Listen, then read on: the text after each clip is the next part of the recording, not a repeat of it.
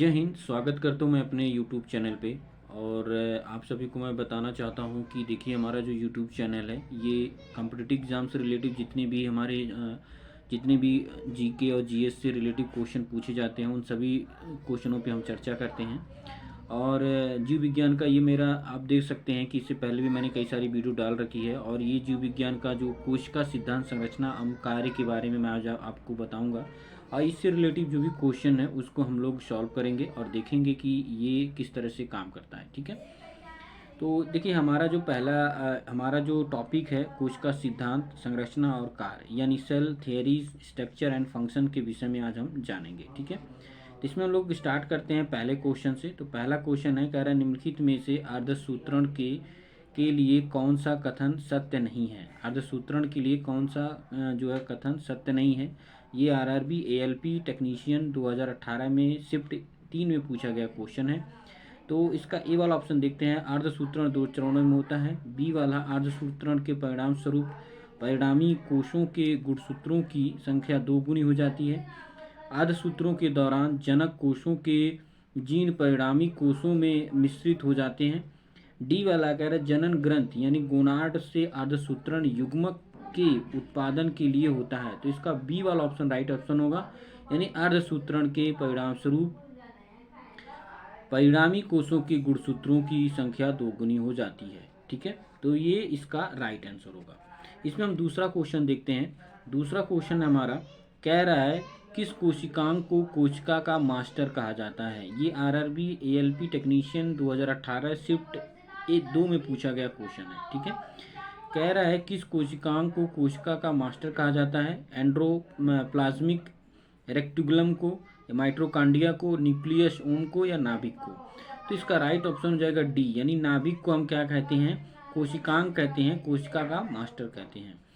तीसरा वाला क्वेश्चन हमारा है, देखिए तीसरा क्वेश्चन कह रहा है कि किसी कोशिका में मौजूद सबसे बड़ा कोशिकांग कौन सा है।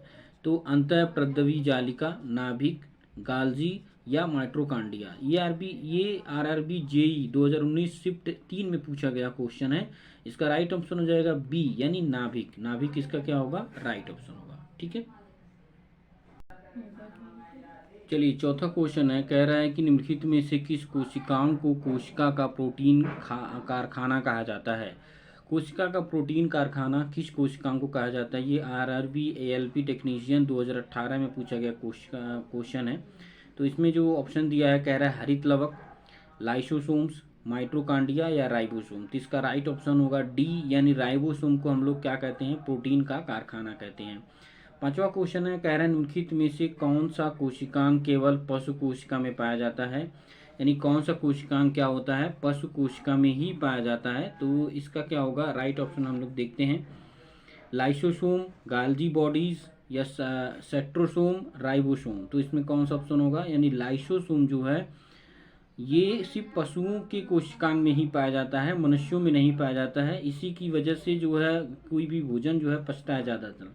तो लाइसोसोम क्या होता है, ये कहाँ पाया जाता है, सिर्फ पशुओं के अंदर ही पाया जाता है। ठीक है, तीसरा क्वेश्चन है, कह रहा है कि जीवन की मूलभूत इकाई यूनिट क्या है। कोशिका, अंग, ऊतक या नाभिक। तो कोशिका इसका राइट ऑप्शन हो जाएगा। जीवन का मूलभूत जो इकाई होता है वो कोशिका ही होता है। ठीक है, इसके बाद हम लोग सातवां क्वेश्चन देखते हैं। कह रहा है शरीर में लगी चोट की मरम्मत के लिए किस प्रकार के सेल विभाजन का प्रयोग किया जाता है। ये आरआरबी एनटीपीसी जो है 2016 में पूछा गया क्वेश्चन है, सेकंड शिफ्ट में पूछा गया है। ये कौन सा क्वेश्चन है, शरीर में लगी चोट की मरम्मत के लिए किस प्रकार के सेल विभाजन का प्रयोग किया जाता है। इसका पहला ऑप्शन दिया है केवल समसूत्रण से, केवल अर्धसूत्री विभाजन से, उसके बाद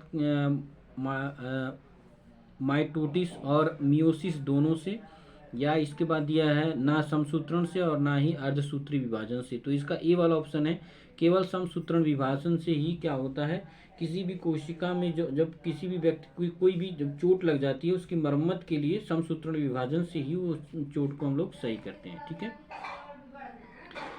इसके बाद आपका दिया है आठवां क्वेश्चन, एक पशु के शरीर की सबसे बड़ी कोशिका में कौन सा है, यानी आक्टोसाइट्स।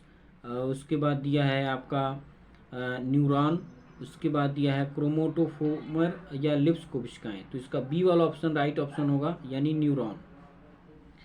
9वां क्वेश्चन है। 9वां क्वेश्चन कह रहा है कि निम्नलिखित में से कौन सा एक कोशिका में अधिक मात्रा में जो है होता है या पाया जाता है। निम्नलिखित में से एक कोशिका में कौन सा पाया जाता है, तो इसका राइट ऑप्शन हो जाएगा आपका जल, कार्बोहाइड्रेट, शैवाल या प्रोटीन। तो प्रोटीन यानी इसका जल जो है इसका राइट ऑप्शन होगा। ठीक है,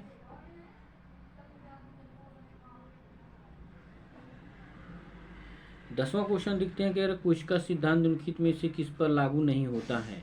कोशिका सिद्धांत किस पर लागू नहीं होता है, वो है आपका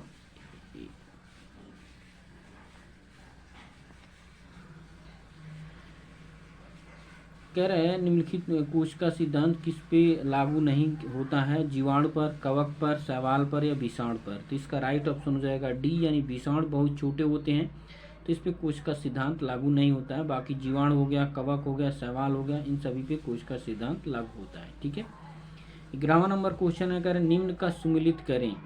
कह रहा है लाइसोसोम, पावर हाउस, डीएनए, सूत्रगुण, गुणसूत्र या माइटोकॉन्ड्रिया, आत्महत्या की थैली। तो लाइसोसोम, अब इसको हमें मिलाना है, तो यहाँ पे देखेंगे कौन सा सही होगा। डीएनए गुणसूत्र बिल्कुल सही है, माइटोकॉन्ड्रिया पावर हाउस बिल्कुल सही है, और लाइसोसोम आपका आत्महत्या की थैली, यानी जो लाइसोसोम होगा वो आत्महत्या की थैली पाएगा, डीएनए बी पे जाएगा यानी गुणसूत्र है, माइटोकॉन्ड्रिया पावर हाउस है। तो इसमें देखते हैं कौन सा ऑप्शन सही है। पहला वाला सी, दूसरा वाला बी और तीसरा वाला ए, यानी आपका बी वाला ऑप्शन राइट ऑप्शन होगा। ठीक है, 12वां क्वेश्चन है, कह रहा कोशिका प्रयागात्मक फंक्शन क्रिया का नियंत्रण कौन करता है, जीव द्रव्य, केंद्रिका या आपका गुण सूत्रकणिका, केंद्रक। तो इसका राइट ऑप्शन हो जाएगा आपका डी, यानी केंद्रक क्या करता है, किसी कार्यात्मक फंक्शन को क्रिया करता, नियंत्रित करता है। 13वां क्वेश्चन है, कह रहा है कि सूत्र विभाजन के चरण का नाम बताइए जिसके दौरान विभाजित सेल के गुणसूत्र मध्य रेखा पर स्थित होते हैं।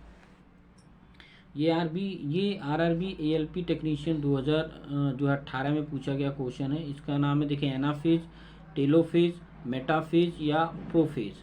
तो इसका सी वाला ऑप्शन राइट ऑप्शन हो जाएगा, यानी मेटाफेज। ठीक है, इसके बाद हम देखते हैं कि 14वां क्वेश्चन कह रहा पौधों में पाए जाने वाला नीला रंग, बैगनी या लाल पेल्वोनाइड वर्णक किसकी उपस्थिति के कारण होता है, यानी आरआरबी एनटीपीसी पूछा गया क्वेश्चन है। कैरेटीन, एंथ्रोसाइसिन या कैक्सेफाइल्स या क्लोरोफिल। तो बी वाला इसका ऑप्शन राइट ऑप्शन होगा, एंथ्रोसाइसिन इसका राइट ऑप्शन होगा। ठीक है, तो ये 14 क्वेश्चन थे जीव विज्ञान के। आगे मैं और भी क्वेश्चनों को लेके आऊँगा। अभी के लिए बस इतना ही। जय हिंद।